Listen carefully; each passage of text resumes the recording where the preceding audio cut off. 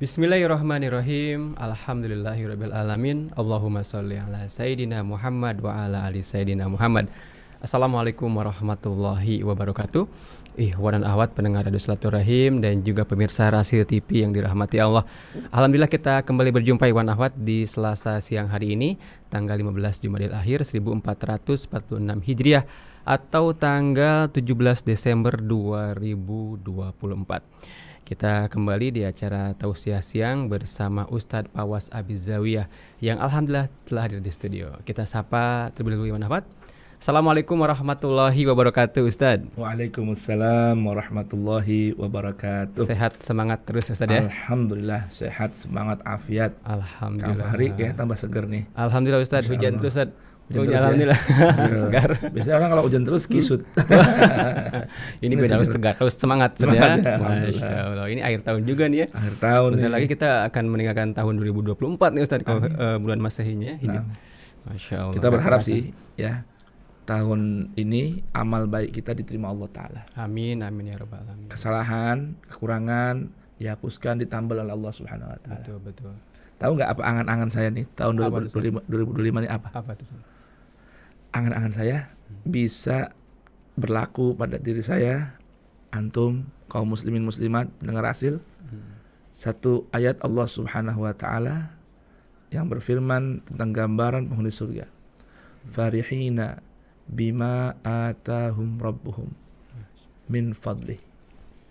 Semoga tahun 2025 ini tahun yang menggembirakan hati kita. Amin. Dan kita bisa menerima, bersyukur dengan apa yang Allah anugerahkan pada kita.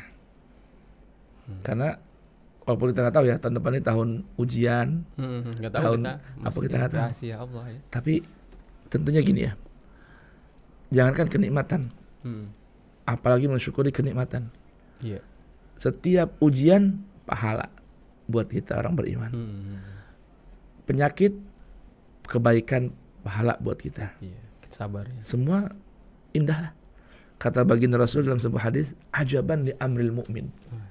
Inna amrahu kullahu khair. Iya. Mempesona emang nih. Orang beriman ini istimewa. Keren ya. Keren. Segala keadaan tetap tegar, tetap optimis gitu. Semua kebaikan. Kebaikan semuanya. Inna amrahu kullahu khair. Semua urusan orang beriman itu baik semua. Walaupun mungkin tampilannya atau rasanya pahit, tapi semua baik. Sampai digambarkan oleh baginda Rasul dalam hadis tersebut, kalaupun ada terkena ujian, lalu dia bersabar, karena khairlahu, kebaikan buat dia. Dapat kenikmatan, dia syukuri nikmat tersebut, kebaikan juga buat dia. Ajaban li amril mu'min. Makanya benarlah firman Allah Tabaraka wa Ta'ala yang mengingatkan kita nih manusia dan bangsa jin. Apa kata Allah Ta'ala? Fabi ayyi ala'i rabbikuma tukadziban. Nikmat Tuhan mana lagi sih yang kalian mendustakan wahai jin dan manusia? Semua nikmat Allah Tabaraka wa Ta'ala. Alhamdulillah. Dan mudah-mudahan kita doakan nih tahun-tahun besok ini teman-teman kita juga Allah anugerahkan banyak kenikmatan dan kebaikan. Amin. Ya. Yang belum punya istri segera dapat istri. Yang pernah punya istri dapat lagi. Ya kan? Amin. Semuanya deh kita doain ya. Amin. Semua sehat afiat, negara kita makin diridhai Allah Ta'ala, dirahmati Allah Tabaraka wa Ta'ala. Amin ya rabbal alamin. Amin ya rabbal alamin. Kita masih membahas mengenai perbaikan amal dimulai dari ucapan. Ini sesi yang ke-12 saja. 12. Masya Allah. Memang harus terus kita gelorakan gitu ya. Perbaikan amal. Kenapa sih?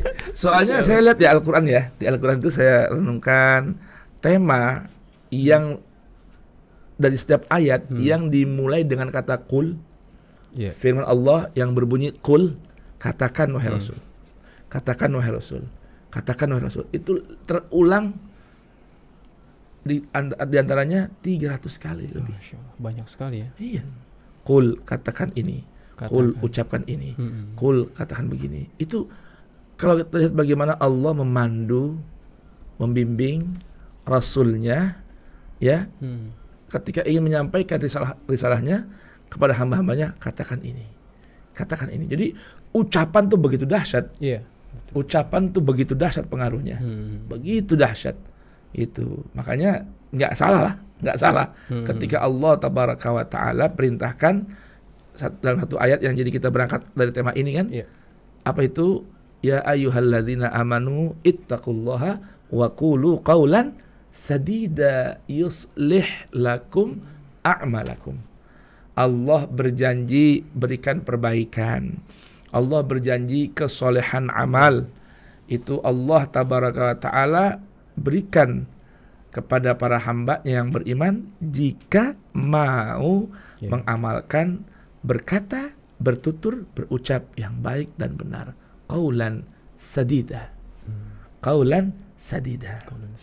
Maka bila kita berkata dengan qaulan sadida, pintu keburukan, kerugian, kebinasaan masdud, tertutup. Allahu akbar. Pintu kebaikan, kebahagiaan, kegembiraan, kenyamanan, ketentraman, yasluh. Ya, diperbaiki oleh Allah Subhanahu wa taala. Ya. Karena Allah berjanji itu. Subhanallah. Inilah tema kita udah sampai 12 part ini ya. Bertambah lagi apa enggak? Kita lihat besok. Besok ya. Selama masih ada kita bisa explore renungan ayat Al-Qur'an dari berangkat dari pesan ucapan. Ayo kita renungkan bersama-sama sebagai bekal untuk tahun depan. Ini udah 12 kan? Pertemuan berarti 1 bulan satu part. Untuk kita jadikan sebuah panduan. Baik Ustaz. Dan subtema kita di kesempatan hari ini adalah mengenai hanya ucapan Allah yang maha benar ya. Masya Allah. Nah, kita kan tahu nih Ustaz, perbaikan amal dimulai dengan ucapan yang benar gitu ya. Ini ucapan yang benar itu cara mengukurnya bagaimana nih Ustaz? Mengukurnya dengan ucapan yang maha benar. Nah, ketika Allah berfirman, qulu qaulan sadida, ucapkanlah ucapan yang baik dan benar. Pasti kan muncul pertanyaan dong. Kan ada pertanyaan sudah kita jawab kemarin. Bagaimana lidah kita ini, lisan kita agar berkata dengan perkataan yang sesuai dengan perintah tadi, qaulan sadida. Sudah kita jawab. Jawabannya juga dari Al-Qur'an bahwa tidak mungkin lisan kita berkata perkataan yang baik dan benar bila asupan yang masuk ke mulut kita ini kotor, ya kan? Haram, terlarang. Setiap asupan yang masuk melalui mulut kita, jika dia haram, kotor, terlarang, tidak berkualitas, maka lisan ini tidak akan mengucapkan ucapan yang baik dan benar. Nah kemudian kalau masalah asupan tidak terjaga, ucapan tidak terkawal, perbuatan tidak bisa diperbaiki lagi. Tak terkendali gitu ya. Tak terkendali. Nah sekarang muncul pertanyaan berikutnya. Kalau gitu tolak ukur ucapan yang sadid itu apa? Ya tadi ucapan Allah lah yang maha benar. Maka jadikan ucapan Allah sebagai ukuran standar kebenaran dalam kita bertutur, berkata, berucap. Maka tadi itulah renungan saya dari Al-Quran ini, berulang-ulang Al-Quran itu ya, jangankan pada kita, kepada Nabi, Rasul yang turun padanya Al-Quran, Allah berulang-ulang berfirman, Qul, katakan, la taqul, jangan bilang begini, la taqulu, jangan bilang begitu. Ya coba, semua bermula dari Allah menata nabinya bertutur dan berkata. Perkataan Nabi dibimbing oleh Al-Quran. Makanya perkataan Rasulnya gambaran dari Al-Quran. Gitu. Subhanallah. Masya Allah. Baik Ustaz, kita langsung mulai saja ke kajian kita di siang hari ini. Perbaikan amal dimulai dari ucapan, ini sesi yang ke-12 Ikhwan Akhwat dengan subtemanya hanya ucapan Allah yang maha benar. Apa dah Ustaz? Bismillahirrahmanirrahim. Assalamullahi alaikum jami'an. Ayuhal ahbab, ayuhal mustami'in, ayuhal musyahidin. Ya, selamat untuk kita semua, khususnya para pemirsa Rasil TV, pendengar radio Silaturahim, dan radio-radio yang bersinergi dengan radio Silaturahim di mana saja berada, ataupun yang mendengarkan melalui Radio Garden Internasional di mana saja di belahan penjuru negeri, ya, belahan penjuru dunia, Kita mulai kajian siang hari ini dengan baca Ummul Quran Suratul Fatihah. Bermohon kepada Allah Tabaraka wa Ta'ala, mudah-mudahan Allah berkenan jadikan kita min ahlil Fatihah.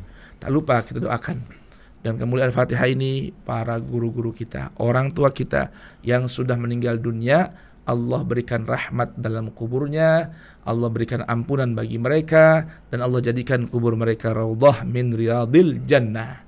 Dan untuk guru-guru kita yang masih hidup, ya, orang tua kita yang masih hidup, bil khusus gurunda kita, founder Radio Silaturahim, Al-Ustadz Hussein bin Hamid Al-Attas, Al-Ustadz Hamzah bin Attas Al-Attas, orang tua kami, Abuya, Kiai Haji Ghazali Musannif, Abina, Kiai Haji Muhammad Ihya Ulumuddin, Amina, Kiai Syihabuddin.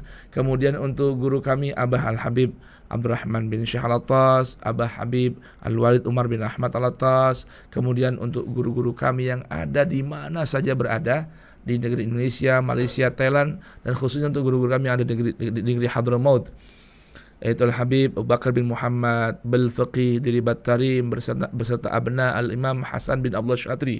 Kemudian juga Al-Habib Umar bin Muhammad bin Salim bin Hafiz, Abuya Ahmad bin Muhammad Al-Maliki di Makkah, Al-Habib Zain bin Ibrahim bin Sumaid, Abna Sayyidina Habib Abbas bin Alwi Al-Maliki, Dr. Adnan Ibrahim Al-Hasani, Said Ali Mansur Al-Kayali, Said Muhammad Kamal Bagir Al-Haidari, Dr. Fadil Saleh As-Samirai, dan para guru-guru kita semua, para ulama-ulama pembimbing umat di mana saja berada. Mudah-mudahan Allah anugerahkan mereka semua panjang umur fi taatillah wa taati Rasul, dibimbing oleh Allah, ditanamkan keikhlasan dalam memberikan kebaikan pada umat manusia. Dan mudah-mudahan saudara-saudara kita yang sedang tertindas di negeri Palestina, Allah anugerahkan kesabaran, berikan pertolongan dan kemenangan menghadapi para Zionis Israel dan sekutunya dari negara-negara Arab di sekitarnya.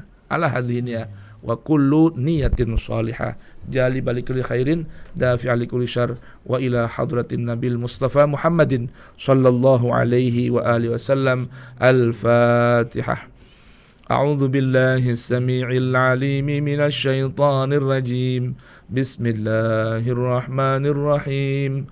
Alhamdulillahi rabbil alamin. Ar-Rahmanir Rahim. Maliki yaumiddin. Iyyaka na'budu wa iyyaka nasta'in.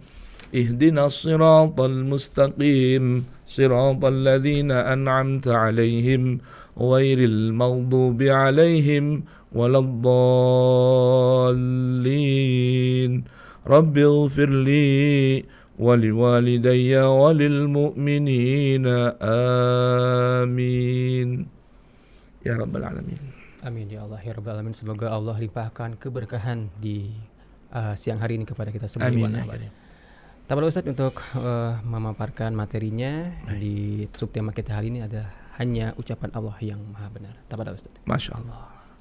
Ikhwan akhwat rahimakumullah, alhamdulillah wassalatu wassalam ala afdali khalqillah Sayyidina Muhammad ibn Abdullah alladhi unzila ilaih afdalu kutub min kitabillah, afdalu kitab min kutubillahi ta'ala, wa huwa al-Quran al-Karim al-Kitabul Mubin.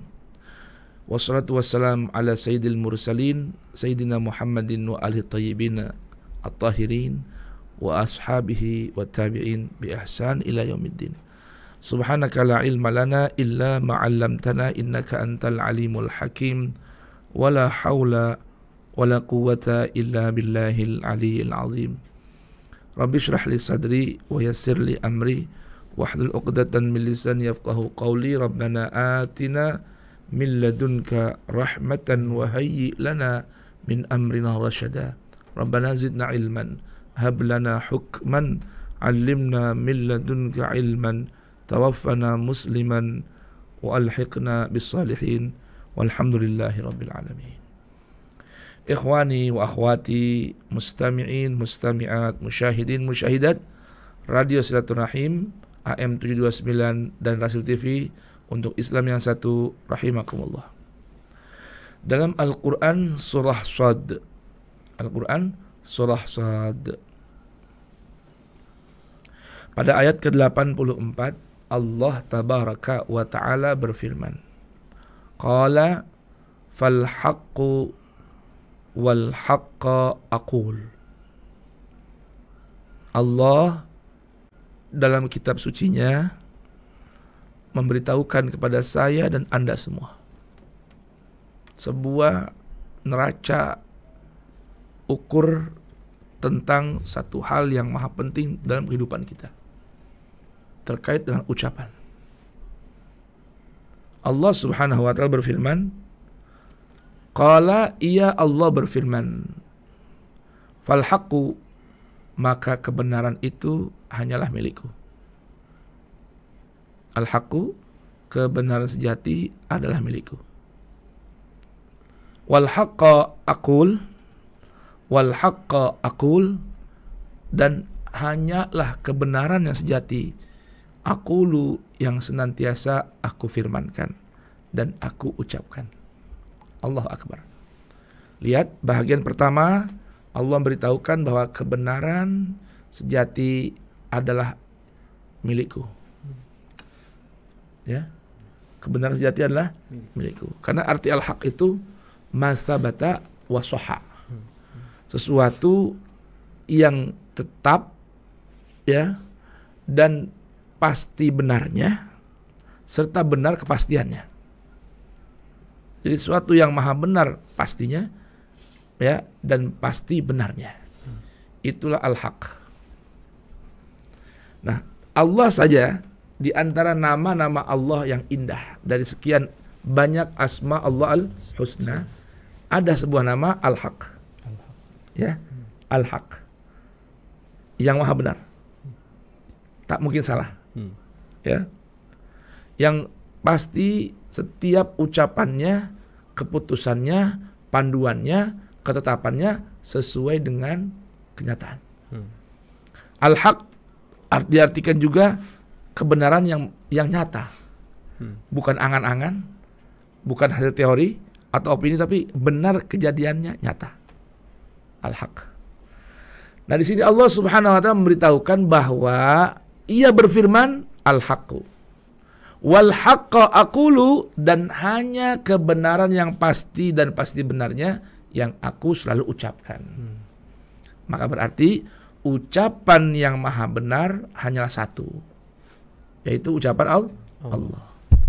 Dan kalimat al-haq itu kalimat al, kata al, huruf al itu al, berarti kan artinya kan al-haq itu dua kata, al dan haq.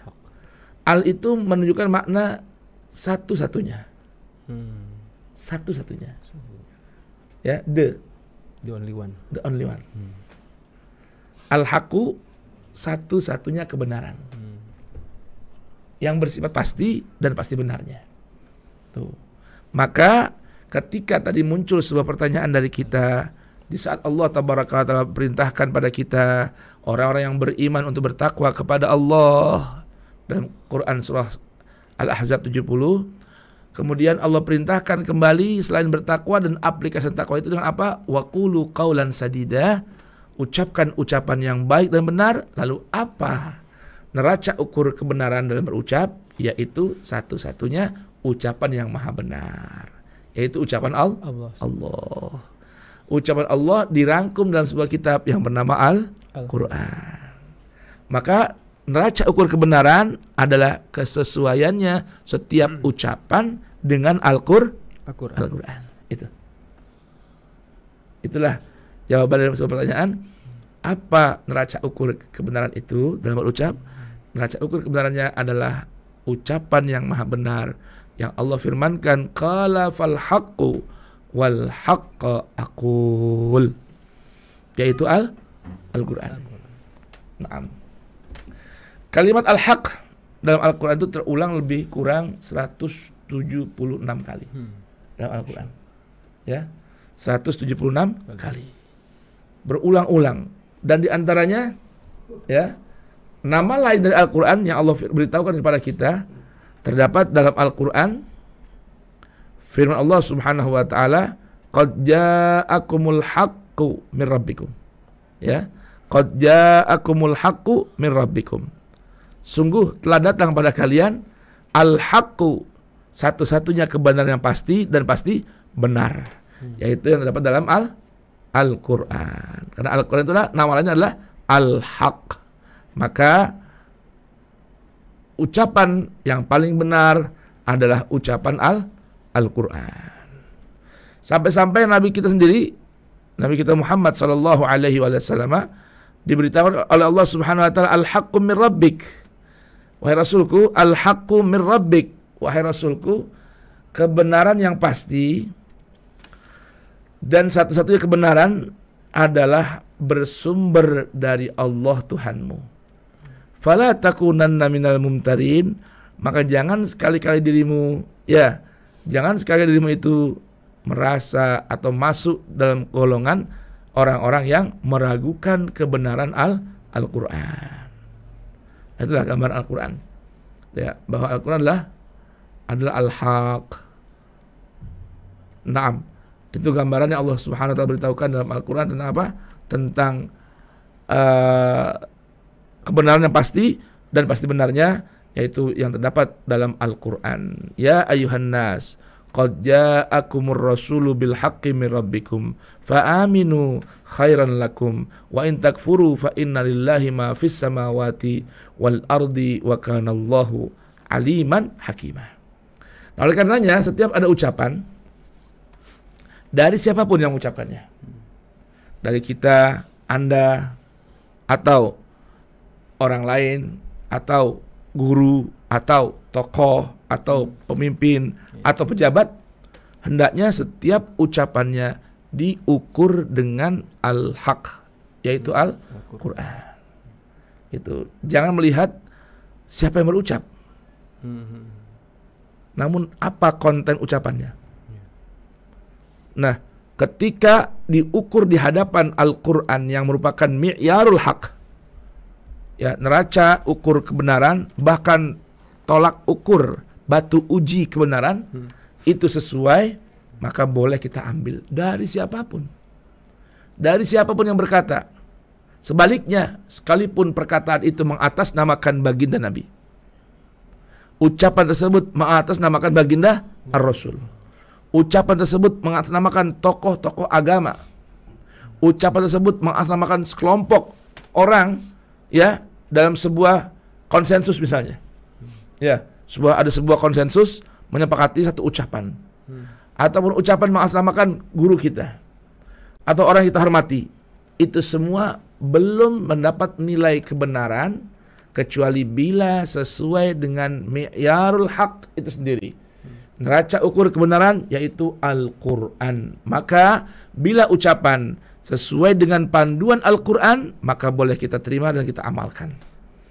Tapi ucapan siapapun mengatasnamakan kelompok manapun, bila tidak sesuai dengan panduan Al-Quran, ucapan Allah dalam Al-Quran, maka maaf, ucapan tersebut dengan sendirinya tertolak. Itu. Nah, ini masalahnya. Sekarang ini kita sibuk dengan bermacam ucapan sebelum kita menguasai ucapan Allah dalam Al-Quran. Ini masalahnya. Jadi kita nggak tahu ucapan itu benar apa enggak. Ketika kita dengar kata orang itu ucapan benar, kita hanya mengikuti omongan orang tanpa kita tahu betulkah ucapan itu sesuai dengan kebenaran. Nah, jadi nilai kebenaran itu adalah Al-Quran. Karena Allah sudah berfirman bahwa fal haqqa aqul, aku hanyalah mengucapkan ucapan yang benar yang sesuai dengan kenyataan. Maka hendaknya setiap ucapan apapun dan siapapun kita giring bawa ke hadapan Al-Quran. Cari apakah Al-Quran membenarkan ucapan itu. Bila Al-Quran membenarkan, silakan ikuti. Maka kebenaran tadi yang sesuai dengan Al-Quran namanya kebenaran yang bersifat ikutan dari Al-Quran. Sebaliknya, bila ada ucapan dari siapapun, kelompok manapun, atas nama siapapun, tidak sesuai dengan panduan dan nilai-nilai kebenaran Al-Quran, maka otomatis kita buang dan kita tolak ucapan tersebut. Oh, itu kan ucapan Nabi. Kata siapa? Oh, kata ulama fulan. Mereka menilai ucapan itu sahih dari Nabi. Oh, sahih dari siapanya? Oh, sanadnya baik. Kalau mata rantainya benar, tidak otomatis konten ucapan itu benar. Kecuali bila ucapan dalam riwayat hadis tersebut yang mengatasnamakan sahabat, mengambil dari baginda Nabi, katanya, lalu isinya tidak sesuai dengan nilai-nilai kebenaran Al-Quran, maka otomatis ucapan tersebut tertolak. Sekalipun para ulama-ulama memberikan nilai sahih. Ini kan sahih kan penilaian kita manusia. Tapi lihat dong Allah Ta'ala yang berkata maha benar, yang perkataannya maha benar, benar kepastiannya, pasti benar. Lihat dari sana, apakah ada dukungan, ada pembenaran dari Al-Quran? Bila tidak ada, buang jauh-jauh dari kehidupan kita. Apalagi kalau berani-berani mengatasnamakan Rasulnya, mengatasnamakan Tuhannya tanpa ada bayinah dari Al-Quran, maka otomatis ucapan tersebut tertolak. Begitu Kang Fahri. Jadi kira-kira udah paham kan? Iya. Jadi neraca ukurnya apa? Al-Quran. Al-Quran. Karena Al-Quran huwal haq. Al-Quran huwal haq. Dan subhanallah, dalam Al-Quran surah Yunus, ya, Al-Quran surah Yunus, ya, Allah Subhanahu wa taala berfirman, "Famadza ba'dal haqqi illa dhalal." Oh, lihat tuh. Famadza ba'dal haqqi illa dhalal. Fadzalikumullahu rabbukumul haq. Famadza ba'dal haqqi illa dhalal. Fa anna tusrafun. Quran surah Yunus ayat 32, Allah berfirman, "Fadzalikumullahu rabbukum." Yang demikian itu ya, sejak nun jauh di sana, Allah adalah Rabbukum, Tuhan pencipta, pemelihara, pembimbing hidup kalian. Dan dia Rabbukum al-haq, yang maha benar. Allah adalah Tuhan yang maha benar. Satu-satunya yang maha benar pastinya dan pasti kebenarannya. Famadza ba'dal haqqi illa dhalal. Maka kalau begitu, adakah selain setelah al-haq kecuali hanyalah kesesatan? Jadi nggak ada tuh setelah Al-Quran yang maha benar, tidak ada tuh setelah qauluhul haq yang maha benar, kecuali setelah itu adalah kesesatan. Kan semua Allah ciptakan sepasang-sepasang. Ya, baik, salah. Benar gak? Yang baik, buruk. Benar, salah. Ya, terbimbing, tersesat. Siang, malam, pagi, sore, manis, pahit. Nah, Allah beritahukan, famadza ba'dal haq. Maka adakah setelah Al-Quran yang maha benar? Illa dhalal. Tidak ada, kecuali hanya kesesatan. Atau hal yang membingungkan sahaja. Fa anna tusrafun. Kemana sih mereka bisa dipalingkan? Kok bisa mereka dipalingkan? Padahal di hadapan mereka ada Al-Quran. Dan setelah Al-Quran tidak ada kecuali hanya penyesalan, kesesatan, kebingungan. Itu tanpa tandingan Al-Qurannya. Tanpa tandingan. Tidak ada tandingan. Tidak ada. Sebagaimana Allah Subhanahu wa taala itu memiliki ciri walam yakun lahu kufuwan ahad. Lam yakun lahu kufuwan ahad. Tidak ada yang sekufu bagi Allah. Maka berarti tidak ada yang sekufu bagi ucapan Allah. Ucapan Allah terangkum dalam Al-Quran. Maka tidak ada yang mampu menandingi, tidak ada yang layak menjadi tandingan, tidak ada yang bisa menjadi pendampingan, ya, setelah Al-Quran. Tidak ada. Karena Allah tidak ada yang sekufu dengannya, maka ucapannya pun tidak ada yang sekufu dengannya. Lalu bagaimana, Kang Fahri? Katanya ada sebuah riwayat hadis. Katanya nih, Nabi bersabda, "Innama utitu al-kitab." Sungguh aku dianugerahkan Al-Quran, sebuah kitab nan agung. Wa mithlahu, dan ada yang serupa dengannya, dengan Al-Quran, yaitu hadisnya katanya. Ini sanad hadis ini terbukti palsu. Palsu ya, sudah pasti palsu. Pasti palsu. Dan sudah terbukti. Jadi tidak ada yang layak menjadi pendamping Al-Quran, ya, artinya mendampingi untuk membandingkannya, pendamping, wala pembanding, ya, wala petanding, tidak ada. Tidak ada. Semua yang ding-ding itu nggak ada bagi Al-Quran. Karena Allah tabaraka ta'ala lam yakun lahu kufuwan ahad. Kufuwan ahad. Tidak ada yang sekufu dengan Allah, apapun siapapun dia. Satu pun tidak ada. Maka tidak ada juga yang sekufu dengan Al-Quran. Karena Al-Quran huwal haq, fadzalika rabbukumul haq, famadza ba'dal haqqi illa dhalal. Tidak ada setelah Al-Quran kecuali kesesatan. Artinya, jika ingin mendapatkan kebenaran, ya, jalan yang terang, ya, teraca ukur yang benar dalam berucap, apalagi bersikap, ikutilah Al-Quran sebagai neraca ukur kebenaran dalam ucapan. Masya Allah, itu gambarannya. Masya Allah. Tapi kadang ada juga yang menyandingkan Al-Quran hadis itu, kita cara menyingkapinya bagaimana, Ustaz? Ya, itu beritahukan bahwa sebuah statement Quran hadis itu statement dari mana dasarnya? Kan kita tidak boleh mengatasnamakan agama tanpa dasar atau bayinah bukti yang jelas. Nah, boleh tuh mengatasnamakan Allah, mengatasnamakan Rasul, padahal tidak ada bayinahnya, tidak ada buktinya, tidak ada haknya dalam Al-Quran yang maha benar tadi. Ya, dan Allah Ta'ala menantang setiap ada orang yang mau mengatakan suatu atas nama Allah, agama dan ajarannya, qul hatu burhanakum in kuntum shadiqin. Sedangkan tadi para ulama hadis meneliti riwayat yang menyebutkan bahwa Nabi bersabda, innama utitu minal kitab wa mithlahu ma'ah, ya, aku dianugerahkan Al-Quran dan yang serupa dengan Al-Quran, yaitu hadis. Itu adalah ucapan palsu yang diatasnamakan kepada baginda Rasul. Dan dosa kita mengatakan itu dengan dalih hadis ini. Oh, kita harus berpedoman dengan Quran dan hadis. Mana dalilnya? Itu dalilnya. Hadis tadi. Mengatakan suatu yang Nabi tidak katakan adalah berbohong atas nama Nabi. Dan Nabi telah memberitahukan dalam hadis yang sahih, bahkan mutawatir, bahwasanya orang yang berani berkata apa yang Nabi tidak katakan, maka tempatnya hanyalah satu, yaitu dalam api neraka. Wal iyadzubillahi min dzalik. Berarti posisi hadis dan Al-Quran itu bukan berdampingan saja? Tidak berdampingan. Tapi hadis, untuk melengkapi atau bagaimana? Statement untuk melengkapi PR juga nih. PR juga ini ya. Kalau ada orang mengatakan posisi atau kedudukan makanah kedudukan hadis itu ada pelengkap bagi Al-Quran, maka berarti muncul sebuah pertanyaan, apakah Al-Quran itu lengkap?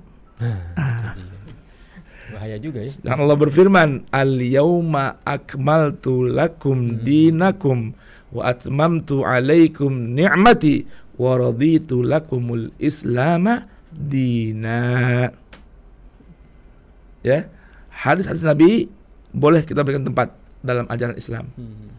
Namun setelah Al-Quran dengan beberapa syarat dan ketentuan yang berlaku. Di antaranya tidak boleh menerima hadis tentang satu hal mengatasnamakan Islam, mengatasnamakan Allah, mengatasnamakan Rasul yang tidak ada panduan dasarnya dalam Al-Quran. Tidak boleh.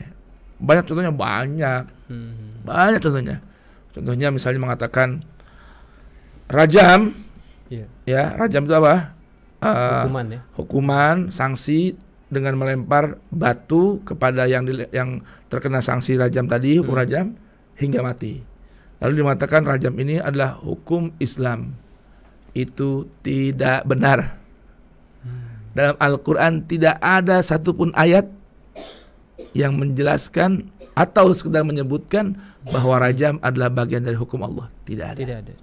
Yang ada, Al-Quran menceritakan bahwa orang-orang yang di zaman dulu sebelum datangnya Al-Quran, ketika mengancam orang lain, terlebih lagi para nabi-nabi Allah, mengancam kalau tidak mau menuruti keinginan mereka, para nabi atau lawannya akan dirajam. Gitu. Jadi Al-Quran menceritakan rajam, menceritakan tentang orang-orang dulu dalam membuli, persekusi para nabi-nabi Allah, itu dengan ancaman hukum rajam. Artinya rajam itu bukan hukum Islam, bukan hukum Al-Quran, tapi hukumnya rimba, ya, dalam memerangi para nabi-nabi Allah dan ajaran Allah Ta'ala. Loh, katanya ada hadis rajam palsu. Ada yang berzinah begitu katanya. Ya, rajam itu sebuah sanksi hukum pada wanita yang sudah menikah, kemudian berselingkuh, berzina dengan orang lain. Nah, dia jika terbukti dikenakan hukum rajam. Apa itu? Dipendam dalam tanah, bagian tubuhnya yang tersisanya kepala saja. Dilemparin. Lalu kepalanya dilemparin dengan batu-batu kecil sehingga mati. Jadi belum mati belum selesai tuh lemparnya terus-terusan ya. Terus hingga mati. Itu bukan hukum Islam. Tidak ada rahmat di sana. Hukum Islam yang paling berat untuk perlakuan zina atau selingkuh adalah cambuk. Dicambuk 100 kali. Nah, dalam hukum Islam pun ada hukum setengah bagi orang yang setengah merdeka.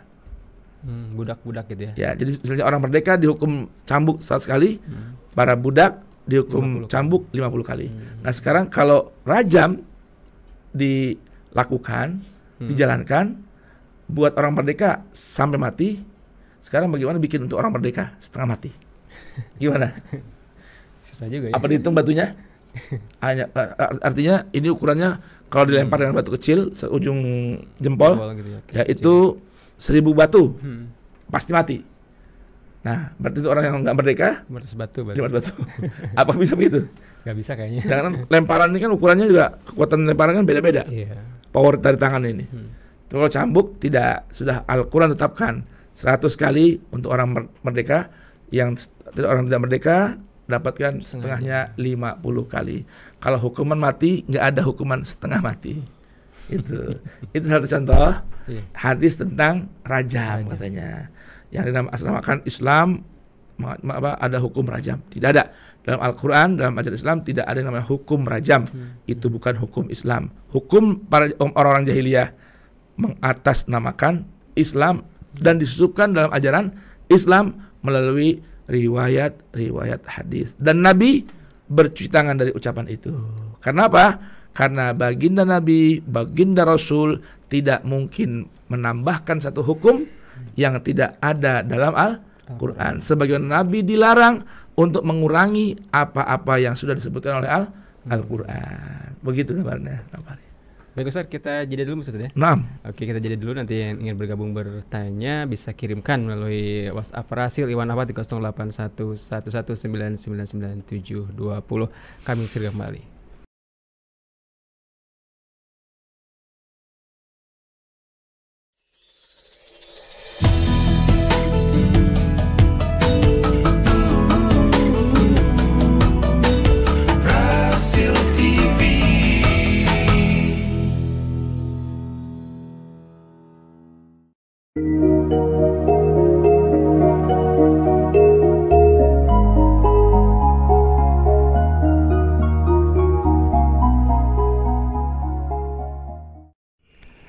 Radio Rasil untuk Islam yang satu masih bersama kami Ikhwan Ahwad di acara Tausiah Siang bersama Ustadz Fawaz Abizawiyah.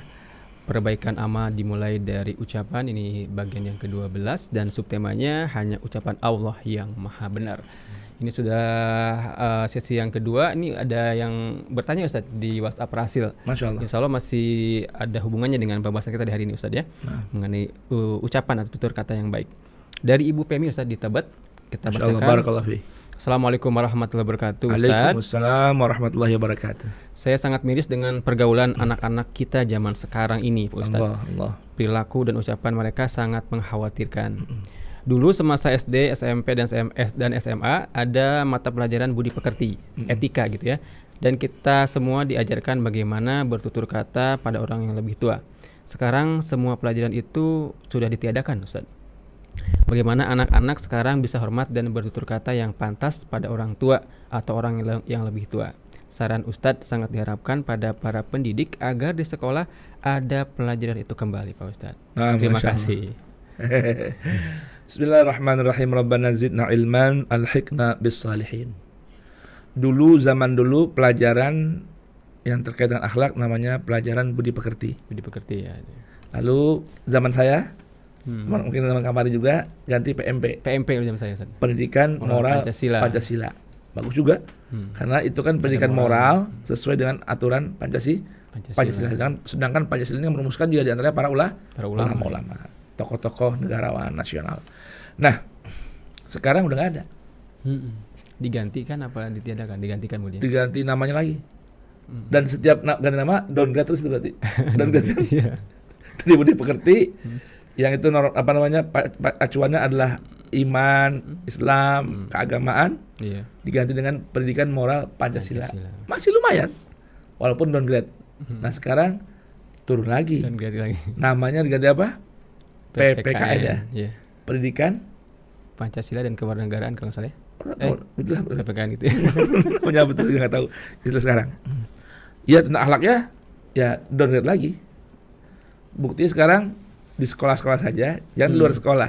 Sekolah yang masih ada pelajaran PPKN tadi, tidak ada pelajaran atau aplikasi atau ya SOP lah gitu lebih kurang ya, dalam bagaimana adab, budi pekerti, tata kerama murid terhadap guru. Mulai ketika datang udah nggak ada lagi. Dulu kan salaman kita, cium tangan sama guru, hormat banget ke guru. Hormat sama guru.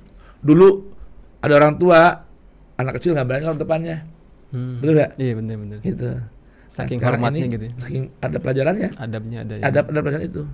Kalau di pesantren alhamdulillah masih ada ya, namanya di antaranya ta'limul muta'alim, akhlak lil banin, akhlak lil banat, masih ada. Ada kitab yang lebih tinggi lagi, akhlak fil Quran. Itu ada pelajarannya. Ya. Sekarang nggak ada. Nah, lalu bagaimana sarannya? Mungkin Bu siapa tadi? Bu Femi, ya saran itu mungkin disampaikan ke menteri baru nih. Kan menterinya saya dengar kan Kiai ya. Profesor Kiai Haji Abdul Mu'ti. Ya kan, Menteri Pendidikan. Nah, kalau memang ini radio kita ini mampu terdengar atau bisa didengar, insya Allah ya, oleh para pejabat-pejabat berwenang, tolong sampaikan kepada Profesor Kiai Haji Mu'ti Ali untuk apa?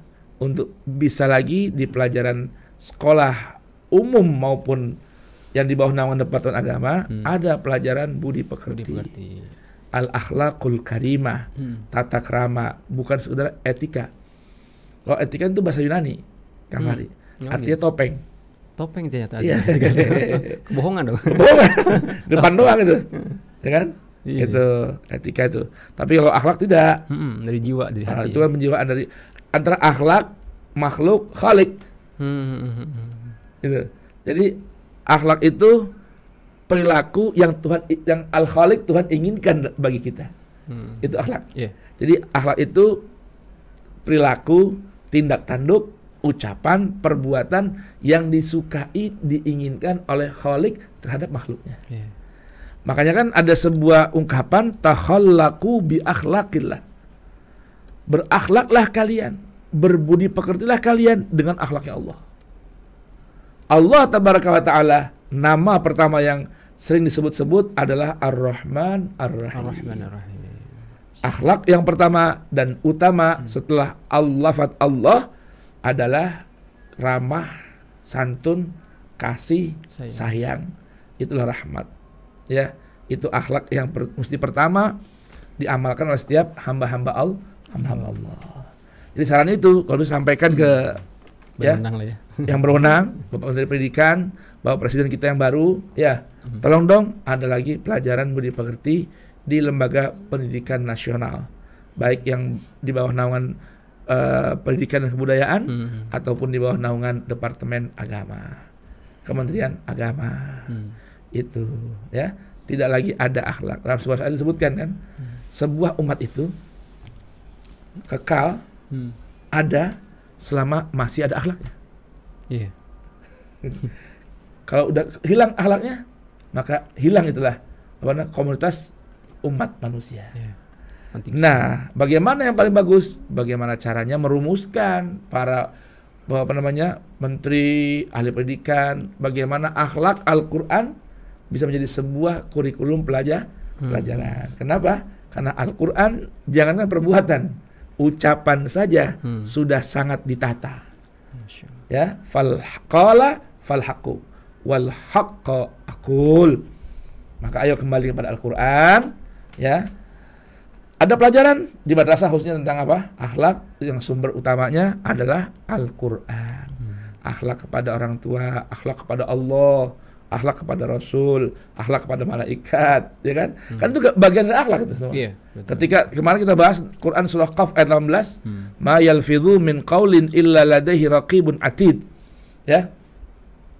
Tidaklah setiap lafaz keluar dari lisan kita kecuali ada malaikat yang mencatat dengan teliti dan rapi. Raqibun atid. Itu akhlak namanya. Akhlak, jangan sampai kita mengganggu malaikat untuk melihat perbuatan kita, ucapan kita yang buruk. Lalu ketika Allah beritahukan, wa huwa ma'akum aina ma kuntum, bagaimana kita berakhlak kepada Allah, karena Allah selalu bersama kita di mana saja kita berada. Wa nahnu aqrabu ilaihi minkum wa nahnu aqrabu ilaihi min hablil warid. Kami Allah lebih dekat jaraknya kepada mereka dari urat nadinya, dari urat lehernya. Allah begitu dekat dengan kita. Lalu bagaimana cara kita berakhlak kepada Allah agar tidak terganggu Allah dan Allah nyaman dengan kita? Akhlak lagi. Akhlak kepada suami, akhlak kepada istri, akhlak kepada guru, akhlak kepada orang yang lebih tua, akhlak kepada orang yang lebih muda, akhlak kepada anak, akhlak kepada teman, akhlak kepada musuh sekalipun. Coba Al-Quran kasih gambaran akhlak kepada musuh itu bagaimana, berusaha dengan akhlak yang bagus sampai musuh ka'annaka waliyun hamim. Musuh jadi seakan-akan teman dekat dan kekasih. Sampai-sampai sebisa akhlak yang bagus, musuh pun rindu sama kita. Akhlak juga itu. Semua ini sumbernya dari Al-Quran. Al-Quran kitab akhlak. Ya kan? Kitab akhlak, karena ini kitab dari Al-Khaliq Jalla Jalaluhu wa Ta'ala Azamatu. Allah turunkan kepada Al-Makhluk. Maka Allah ingin para makhluknya mengaplikasikan ucapan-ucapan Allah yang maha benar, sehingga perbuatannya, perilakunya, akhlaknya menjadi bagus dan indah. Begitu gambarannya. Jadi sarannya apa? Ya, kenalkan Al-Quran. Bacakan Al-Quran, beritahukan terjemahnya kepada para siswa agar para siswa mengerti bagaimana berakhlak kepada pertama Allah, malaikat, Rasul, dan orang sekeliling kita. Begitu. Baik, semoga terjawab Ibu Pemi ya, dan semoga juga yang berkaitan pejabat terkait mendengarkan ya. Mudah-mudahan. Profesor kita, menteri kita, ya, apalagi menteri agama sekarang nih. Orang pandai kan, ilmuwan juga kan. Ini Masya Allah, ini apa namanya, pemerintahan, kabinet pemerintah kita nih, mudah-mudahan ada keberkahannya nih. Amin, di tahun baru. Ya, Menteri Pendidikannya profesor lagi. Ya kan? Kiai juga. Menteri agamanya kiai juga. Ya kan? Imam besar Masjid Istiqlal. Cendikiawan, bukan preman loh ini, ya. Bukan abal-abal nih. Nah, harapan kita sih, mudah-mudahan dipilihnya oleh presiden menteri-menteri yang bagus, khususnya di dua kementerian ini, pendidikan dan keagamaan. Mudah-mudahan membawa keberkahan buat negeri kita. Amin. Dan bangsa kita, sehingga bangsa kita berakhlakul karimah. Insya Allah Ta'ala. Kabulkan ya. Ustaz, kami lanjutkan Ustaz pembahasan kita hari ini Ustaz mengenai hanya ucapan Allah yang maha benar. Ya, sudah. Ucapan Allah maha benar. Berapa kan? Kebetulan waktu masih ada waktunya nih. Mungkin kesimpulan. Kesimpulannya, ayo kita belajar dari Al-Quran, karena Al-Quran semua berisikan ucapan-ucapan yang benar. Ayo kita ukur ucapan kita. Ayo kita ukur perbuatan kita, ya, dengan neraca ukur yang maha benar, yaitu ucapan yang maha benar, yaitu ucapan Allah yang dirangkum dalam Al-Quran. Mudah-mudahan bermanfaat buat saya pribadi dan buat semua pendengar Radio Silaturahim untuk Islam yang satu serta Rasul TV di mana saja berada. Barakallahu lakum, barakallahu li wa lakum fil Qur'anil azim wa nafa'ani wa iyyakum bima fihi min ayat wa dzikril hakim. Taqabbala minni wa minkum tilawatahu innahu huwas samiul alim. Alhamdulillah, demikian Iwan Nawatelah, kita bersama-sama simak tausiah siang bersama Ustaz Fawaz Abi Zawiyah, membahas mengenai perbaikan amal dimulai dari ucapan dengan subtemanya hanya ucapan Allah yang maha benar. Semoga apa yang disampaikan bermanfaat kita semuanya. Saya yang bertugas Fahri ditemani Oni dan juga Algi undur pamit. Subhanakallahumma bihamdika asyhadu an la ilaha illa anta astaghfiruka wa atubu ilaik. Wassalamualaikum warahmatullahi wabarakatuh. Waalaikumsalam.